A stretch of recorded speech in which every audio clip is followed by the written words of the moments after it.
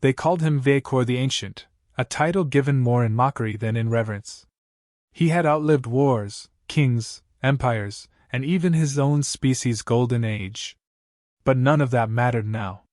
Before the Galactic Council he stood alone, a relic reminding the room of mistakes they didn't want to remember. His voice, low but razor-sharp, cut through the chamber. He wasn't dramatic. He didn't raise his voice. He didn't plead. He just warned them. You don't know what they are. You only know what you've scanned. That's not knowledge. That's suicide. Laughter followed.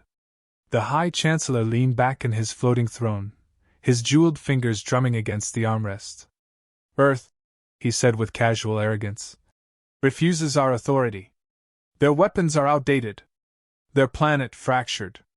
They haven't even united as a species. We offered them guidance, and they declined. Now they will be brought to order. Vekor didn't flinch. He'd heard the same tone before. Generals drunk on past victories. Councils fattened by flattery and false data. None of them had seen what he had. On Droska 7, when a human fire team held the line for 19 hours with no food, no backup, and no medkits, fighting off twice their number with outdated slug throwers. They didn't retreat. They didn't scream. They kept moving forward, as if death was a luxury only others could afford. He still remembered the blood in their eyes. Not rage. Focus. Cold, terrifying focus. You think because they don't submit, they are broken. They are not broken. They are simply unbound. Another chuckle, more polite this time. One of the younger strategists leaned forward. You fought with them, 40 cycles ago? They're primitives. Barely level 2 on the tech index. They don't even use antimatter shields. Their AI is rudimentary. They are a planet of fossils orbiting a dying sun. Vekor's single eye didn't blink. And yet they refused you. Isn't that curious? A species so far beneath you said no. No one responded. They didn't just refuse. They ignored your threats. They never came begging. They never opened trade. You set fire to 3 of their orbital satellites, and they didn't even respond. Why? The room grew still. Someone shifted in a seat. Someone else looked at the central display, pretending to read. Because they're not confused. They're calculating. Silent doesn't mean submissive. It means strategic. The Chancellor motioned with his hand. Enough, he said. Earth will be subdued in 72 rotations. Their central governments neutralized. Communication towers disarmed. We're deploying Spectre units and Scrambler-class carriers. Operation Harmony is already in motion. Vekor didn't object. He merely whispered, So it begins. A junior officer rolled his eyes. Let me guess. They'll rise up? Throw rocks at our drop pods? Launch nukes into orbit? We've seen this playbook. Civilizations don't surprise us anymore. That's your flaw, Vekor said. You stopped believing anyone could outthink you. They dismissed him from the room. He walked slowly, dragging his old legs across smooth marble floors. But in his mind, he was already back in the mud, watching humans set tripwires with broken drones and rusted comms. Watching them carve plans into dirt with their fingers. He'd seen a corporal override a plasma launcher with chewing gum, a paperclip, and a dead man's battery. He'd seen them fake surrender to draw enemies close, only to detonate themselves and the entire battlefield. They didn't follow rules. They broke them, bent them, and then weaponized the broken pieces. He reached the hall's end and paused. Through the glass, Earth shimmered in the distance. Green, blue, brown, so simple to the untrained eye. So inviting. That was the danger. Beauty made you drop your guard. He tapped the comm panel, opened a private channel, encrypted in an old Terran dialect. A voice answered, deep and human. You were right, Vekor said. They're coming. The voice responded after a pause.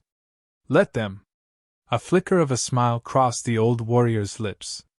He ended the transmission and whispered to himself. They've forgotten what humans are. In the council chamber behind him, maps were being drawn, Schedules finalized. Armadas launched. And Earth didn't say a word. Because Earth was listening. Because Earth was preparing. Because Earth didn't scream. It sharpened. The first boots touched Earth without resistance. As the Empire's Spectre units and Scrambler carriers deployed across major cities, they were met with nothing, no military, no civilians, no protests. Places that intelligence had labeled densely populated now felt like abandoned memorials. Streets were empty, buildings hollow, communication networks dead. Not even a single broadcast challenged their presence. General Zurich called it a clean victory. His voice carried smug certainty as he addressed the fleet. This is always the outcome when primitives meet precision. The operation is proceeding ahead of schedule. Orders for rest and infrastructure setup followed. Occupation zones were established. Supply drops were organized. Command drones transmitted messages of success to the central command. The officers relaxed. The silence was interpreted not as ominous, but as evidence of Earth's defeat. But something felt off. There was no resistance. Not even panic. Security systems were not just disabled, they were absent. Entire defense grids appeared to have shut down in unison. No missile locks, no radar jamming, no rogue transmissions. Just silence. Perfect, absolute silence. Some soldiers noticed strange patterns, buildings stripped clean of personal artifacts, major intersections blocked intentionally, streets unusually swept. One junior tech whispered to his squad mate, "This doesn't look abandoned, this looks prepped." His warning was ignored. No one questioned why humans had gone quiet so easily. Earth's population was known for chaos, division, loud defiance. Yet now, even surveillance drones couldn't find any movement underground or on the surface. The enemy hadn't scattered, it had vanished. What the Empire didn't know was that Earth's silence wasn't surrender, it was signal masking. Deep underground, buried beneath miles of reinforced Earth, a different war was taking place. Earth hadn't deployed weapons. It had deployed patience. Hidden bunkers were fully active. Engineers, hackers, tacticians, and defense personnel weren't watching the invasion, they were cataloging it.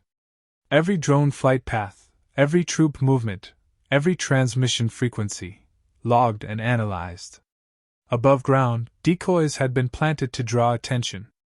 Below, humanity's mind was awake. The Empire's mistake was assuming humanity had no plan. In truth, they had launched one the moment contact was made. Their first act of war was not missiles, it was silence. Satellites the Empire believed they'd disabled were only dormant. Their blackout was artificial.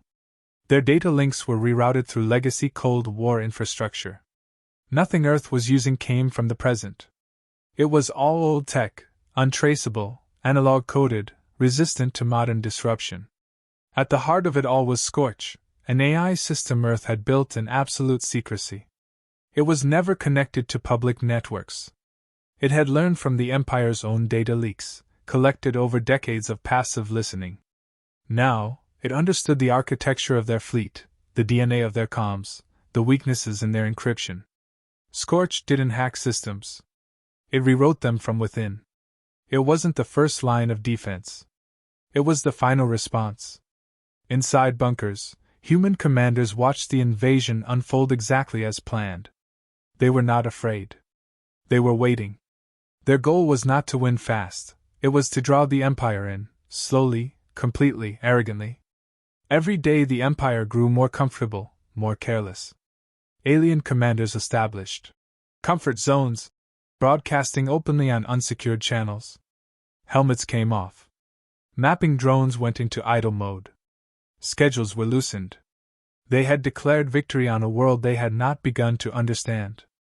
One Empire analyst noticed something strange in the data logs. All civilian infrastructure wasn't destroyed. It was shut down manually. When he raised this, he was told, "They're in shock. Their will is broken." That, right there, was the Empire's fatal flaw. Humans don't go silent in shock. They scream. They protest. They riot. But when humans go truly silent, Asterisk asterisk, they're building something asterisk asterisk. They weren't broken. They were sharpening the blade. Every minute of silence was a calculation. Every inch of stillness was bait. The Empire had brought its forces into a vacuum. But they hadn't noticed that the vacuum was airtight, for a reason. Soon, systems would blink. Codes would shift. Drone swarms would fall. But not yet. Earth wasn't done letting them believe. The silence wasn't retreat. It was entrapment. And the only thing left was the moment. The exact moment when silence becomes the loudest scream the galaxy had ever heard. It began without a sound. One by one, systems aboard the Empire's orbital carriers began to desync. Fleet time drifted off by mere milliseconds, then seconds. Communications bounced back with duplicate packets. Drones halted mid-air, hovering in place as if confused. At first, technicians blamed solar interference. Then they tried blaming human weather systems. By the time they realized none of those excuses fit, it was already too late. Scorch had awakened. No alarms rang. No flashing screens. Just silence, followed by irreversible command overrides across the Empire's local grid. Entire warships received orders from internal systems that no longer answered to them. Navigation was rerouted. Shields failed to respond. Weapon systems switched to standby and locked the operators out. From a command perspective, everything appeared functional. But beneath the interface, every byte had been rewritten. Scorch didn't destroy their systems. It hijacked their logic. The virus hadn't attacked their defenses. It had studied them. For days, it mimicked the Empire's behavior, learned their decision trees, mapped their encryption fallback layers. When it moved, it didn't disrupt, it replaced. Backup protocols rerouted data through infected relay points. Firewalls accepted invalid certificates as valid. Long-range scanners began showing ghost fleets. The Empire wasn't seeing Earth's retaliation. They were seeing their own reflection, manipulated and weaponized. Troop command lost sync with surveillance drones. Supply logs were reversed. Plasma cores showed stable, even while melting. Orders to retreat were issued, then rescinded, then contradicted. And then, nothing. Total blackout. By the time Central Command sent reinforcements, their own orbital stations identified them as hostile. Friendly fire cascaded through their formations. Ships auto-targeted one another based on reprogrammed threat recognition tags. Crews panicked. Commanders screamed into comms that no longer existed. It was a slaughter, not by guns, but by precision manipulation. Scorch had not acted alone. Every decision made by human commanders had been building toward this moment. The AI was simply the final move in a game of patience. Cities, once empty, came alive with signal noise. Old radio towers crackled back to life, broadcasting coded instructions. Thousands of micro-bunkers surfaced, each armed with hybrid tech crafted from human tools and alien scraps. The invaders had unknowingly handed Earth the keys to their own destruction. Humanity had never tried to match the Empire's weapons. Instead, they had studied them. Adapted. Improved. They took alien plasma coils and layered them into coil guns. They embedded foreign stealth chips into Earth-made armor. They didn't need to invent, they refined. The first strike wasn't physical. It was perception. Enemy soldiers began seeing their comrades as threats. Simulated voices ordered entire platoons to move into ambushes designed by Earth's tactical engineers. Even high-ranking officers received fake priority transmissions that split their units apart. Coordination collapsed. Above, a fleet of Empire destroyers began spiraling out of orbit. Their thrusters ignited on commands that hadn't come from them. Trajectories recalculated without input. Then, auto-ignition. Controlled burns turned into self-destruct sequences. Whole dreadnoughts detonated in synchronized flashes. The Empire believed it had cornered humanity. What they didn't understand was that humans had never resisted with brute force. They had resisted with design. This wasn't a counterattack. This was a trap that had taken months to prepare. Every Empire scan, every surveillance pass, Every idle drone over Earth's skies had unknowingly fed Scorch's deep neural net. Humanity had made its greatest weapon out of observation. In minutes, more than half the occupying forces had either turned on themselves or vanished under surgical strikes. The rest tried to flee. Their evac shuttles never launched. Their hangar doors refused to open. External override codes had been replaced by human phrases. "You came uninvited. Now you stay." Panic broke the illusion of superiority. Soldiers, once confident in invincibility, now turned on their tech, smashing equipment that no longer listened. Officers tried to issue commands, but their words disappeared into dead frequencies. The enemy wasn't just defeated, it was disoriented, outthought, rewired. In every direction, humans emerged, not as survivors, but as predators. They didn't roar. They didn't chant. They moved like shadows armed with borrowed vengeance. Each strike was efficient. Each ambush, mathematical. The Empire didn't lose a war. It walked into one, already lost. The Empire's grip shattered in silence. From high orbit to ground level, the chain of command fractured under the weight of confusion. Troops isolated in dead zones received no orders, only fragments, half-sentences, loop data, conflicting coordinates. Their response shifted from discipline to desperation. What began as a campaign of domination devolved into chaos in less than a day. Their fleet, once the symbol of power, drifted without control.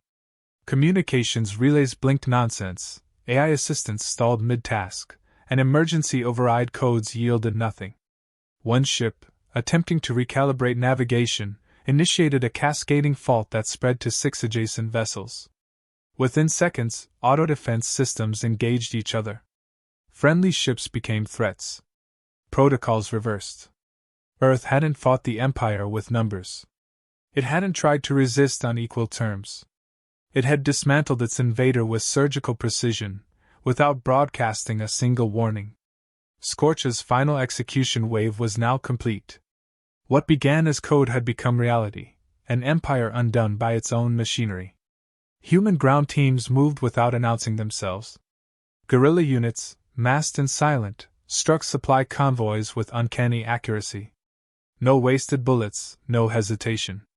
Every human fighter carried hybrid gear, reprogrammed alien optics, modified energy blades, shield disruptors synced to Empire frequencies. They didn't fight like rebels. They fought like engineers wielding vengeance. Empire troops, demoralized and leaderless, began to splinter. Some activated distress beacons that returned only static. Others retreated to extraction points, unaware they had already been sabotaged. In multiple zones, soldiers turned on their own officers, believing them compromised. It wasn't madness, it was exhaustion, disbelief, and betrayal from their own tech. A wave of internal mutinies followed. Entire squads locked themselves in bunkers, refusing orders. Their fear wasn't human retaliation, it was the ghost in their machines, the invisible intelligence that had made a joke of their superiority. High Command tried to regain control. Emergency AI cores were reinitiated. They responded with flat refusal. Command authority revoked. On Earth, humans activated Phase 2. This wasn't about destruction. It was exposure. Across every occupied city, projectors lit up with intercepted footage, images of Empire conquests on other worlds, civilian massacres, forced re-education, cultural erasure. Earth hadn't been their first target, just their first mistake. The Empire's soldiers watched their own crimes play out in holograms. Audio records of terrified species begging for peace played on repeat. It wasn't propaganda. It was unedited evidence, pulled directly from the Empire's memory banks and rebroadcasted by Earth's AI systems. The psychological impact was immediate. Those who had believed they brought order now saw themselves through the eyes of the conquered. Some dropped weapons. Others fled. A few simply sat down, unable to process the reversal. This tactic wasn't about forgiveness. It was about clarity. Humanity didn't offer mercy. It offered truth, raw and impossible to ignore. Resistance turned into rebellion. The Empire's few remaining commanders watched their ranks crumble from within. Not from gunfire, but from shame, doubt, and irreversible distrust. One high-ranking admiral, Zurich, attempted to launch a final orbital strike. His ship's weapon core refused ignition. When forced through manual override, the system rerouted and discharged into the hangar bay. 17 ships erupted in flames, destroyed by their own hand. Earth had not sabotaged the Empire. It had redesigned them, turning every strength into fragility. In orbit, support fleets arriving late were met with silence. No beacons, no guidance, no confirmations. They paused, unsure of entry, as Earth broadcasted a single transmission to all channels. You taught the galaxy what domination looks like. Now watch what resistance becomes. The message wasn't loud. It wasn't angry. It was clinical. The kind of message sent not in vengeance, but in demonstration. Every Empire world watching began asking questions. Civil unrest spread. Protests ignited. Some colonies blocked further deployment requests. Others demanded to open channels with Earth directly. The collapse wasn't sudden. It was systematic. Earth never aimed to destroy the Empire. It aimed to expose its myth. What they had built across centuries was a facade, a structure that only stood as long as no one looked behind the curtain. Humanity hadn't needed better weapons. It had needed the right lens. Once the galaxy saw the Empire clearly, it stopped following. And Earth didn't demand allegiance. It made loyalty obsolete. The Council convened in silence. Their chambers, once a symbol of dominance, now echoed with fear. Dozens of systems had gone dark. Command chains had collapsed. Reinforcements returned only with rumors, whispers of Earth's calm, precise destruction of everything they had trusted. No massive fleet had risen against them. No public declaration of war. Just silence followed by results too perfect to deny. In the middle of it all stood Viecor. He didn't speak until they asked. Not until the highest surviving official, stripped of titles and pride, looked up and said, "What are they?" Viecor's voice held no triumph. Only quiet certainty. "They are the product of every arrogance you ever made. You taught them what power looks like by showing them what cruelty feels like." They remembered. He had warned them. Not out of fear, but out of respect. Humanity hadn't begged, negotiated, or threatened. They had simply waited, listened, and adapted. That was what made them unstoppable. Not strength. Not numbers. Pattern recognition. Discipline masked as unpredictability. The Council struggled to find meaning in what had occurred. "They have no empire," one muttered. "No central fleet. No interstellar claim. They shouldn't be able to do this." Viecor answered. "Exactly. They weren't bound by what you expected. You tried to classify them. They broke the mold." Back on Earth, the final broadcast began. No weapons shown. No military insignia. Just a neutral voice across every open channel. "We are humanity. We asked to be left alone. You refused." The voice remained calm. "We watched. We listened. We counted your footsteps. We waited until you stopped looking over your shoulder." The signal pulsed across the galaxy. It wasn't encrypted. It wasn't hidden. Earth wanted them all to hear. "You believed our silence meant weakness. It meant calculation. You believed our absence meant fear. It meant design. You believed you were gods. You were noise." Now planets began responding. Small outposts that had once flown the Empire's banner began lowering them. Minor species, long colonized, activated old distress channels, not to Earth, but to each other. Coordinated, spontaneous, global. The Empire hadn't been defeated by force. It had been made irrelevant. Earth sent no follow-up. No demands. They made no effort to take territory. No politician rose to claim the victory. No leader asked for recognition. Because humanity had learned the lesson long ago: power doesn't ask. It acts. And once it acts, it steps back to watch who still dares to move. Viecor remained standing as the chamber emptied. Some officials resigned. Others fled. A few simply sat, trying to grasp the scale of what had shifted. He said nothing further. He had seen this before, on worlds where empires fell not from war, but from the realization that the enemy no longer needed to speak to be heard. In the days that followed, something stranger happened. Earth didn't celebrate. No parades. No victory chants. They returned to rebuilding quietly, methodically, exactly as they had planned everything else. But the galaxy had changed. Ships that once avoided Earth now altered course toward it. Not with weapons, but with curiosity. With caution. With hope. The kind born only when something impossible proves itself real. One species sent a simple message. "We didn't know you were watching. We're glad you were." Another. "We see you now." But Earth didn't reply.